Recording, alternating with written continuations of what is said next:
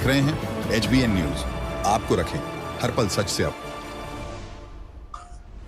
नमस्कार, जय हिंद, वंदे मातरम। आप देख रहे हैं हमारा चैनल HBN न्यूज और मैं हूं HBN से डॉक्टर पंकज शर्मा। हमारे चैनल को लाइक सब्सक्राइब करना बिल्कुल न भूलें।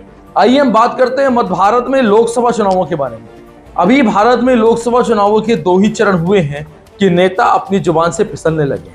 नेताओं को यह भी नहीं पता है कि कैसे व्यक्ति के लिए किस प्रकार की बयानबाजी करनी चाहिए और कैसे बयानबाजी करके हम अपनी सभ्यता का और अपने शिक्षा का परिचय देते हैं। यही एक ताजा मामला भी शहडोल का ही है। शहडोल में एक यादवेंद्र नामक व्यक्ति ने, जो कि सिंहपुर थाना अंतर्गत आते हैं, उन्होंने नरेंद्र मोदी के खिलाफ अभद्र टिप्पणी की, जिसमें वहां के समाज सेवी और भारतीय जनता पार्टी के सोशल मीडिया के लोगों ने मिलकर उन पर FIR दर्ज करा दी और पुलिस जांच पड़ताल पे लगी हुई है। ऐसा ही एक मामला अमित शाह को लेकर आया है। अमित शाह भारत के गृह मंत्री हैं और उनके ऊपर मंडला से लोकसभा के प्रत्याशी और वर्तमान डिंडौरी विधायक ओमकार मरकाम ने कूट देने की धमकी दे डाली।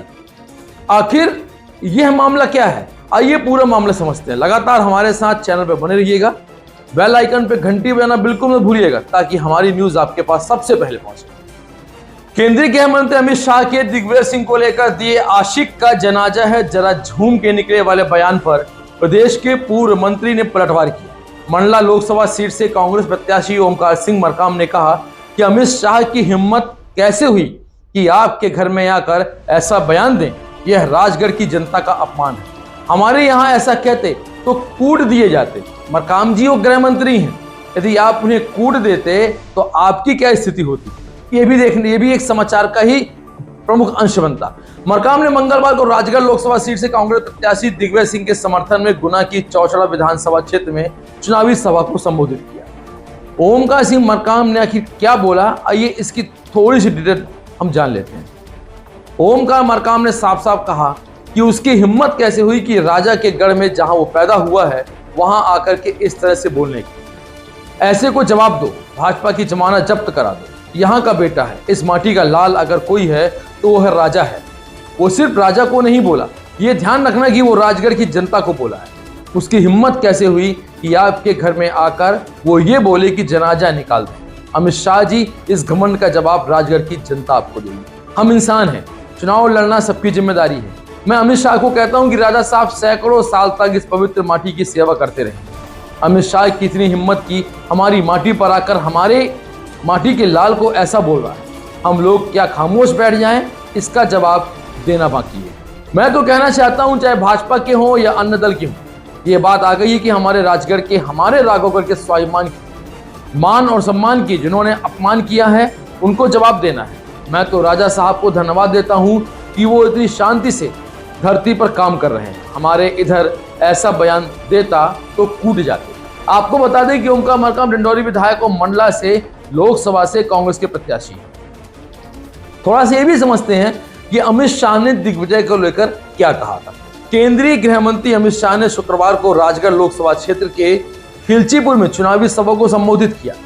यहां उन्होंने कहा, बहुत बार ये आए, बहुत बार ये गए, अब समय आ गया है कि इनको परमानेंट विदाई देने का।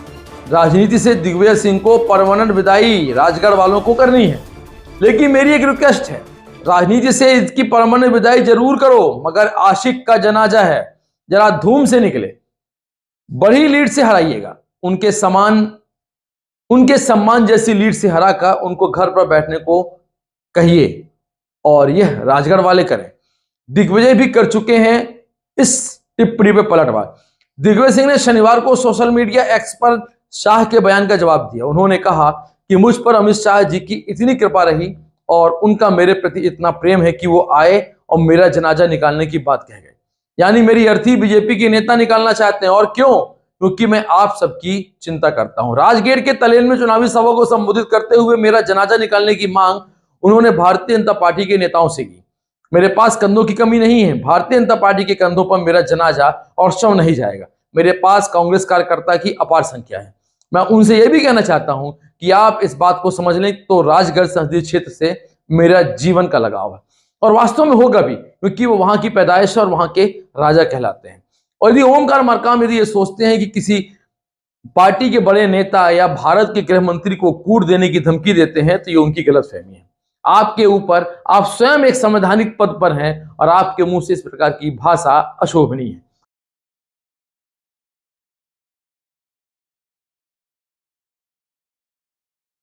देखना तो यह भी है कि मंडला लोकसभा से ओमकार मरकाम जो कि कांग्रेस के प्रत्याशी हैं, ये कितनी भारी मतों से जीतते हैं या कितने भारी मतों से हारते हैं, इसका इंतजार हमें भी रहेगा। हम आपके लिए उस हार या जीत की शुभकामनाओं के साथ अपने न्यूज चैनल में आपकी न्यूज भी चलाएंगे। हमारे चैनल को लाइक, सब्सक्राइब और शेयर जरूर करते रहिएगा। नमस्कार, जय हिंद।